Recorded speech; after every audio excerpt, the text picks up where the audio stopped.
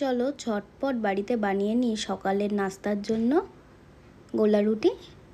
আমি ছোটোবেলা দিয়ে গোলা রুটিই বলি, কে কী নামে ডাকো বলবে। প্রথমে একটা ডিম আর নুন দিয়ে দিলাম, তারপর দিয়ে দিলাম লঙ্কা, পেঁয়াজ, গাজর, ধনেপাতা এবং আলু দিয়ে ভালো করে জল দিয়ে মাখিয়ে নেব, একটু সামান্য গোলমরিচ দিয়ে। বেশি মোটাও না বেশি হালকা না, মিডিয়াম ব্যাটার রাখবো।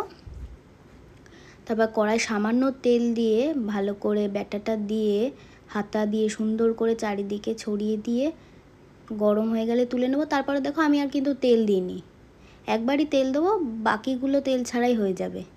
কি সুন্দর রেডি হয়ে গেল গোলা রুটি। বাড়িতে অবশ্যই ট্রাই করবেন। ভিডিওটি ভালো লাগলে আমার পাশে থাকবেন, লাইক করবেন, শেয়ার করবেন। ধন্যবাদ সবাইকে ভিডিওটি দেখবার জন্য।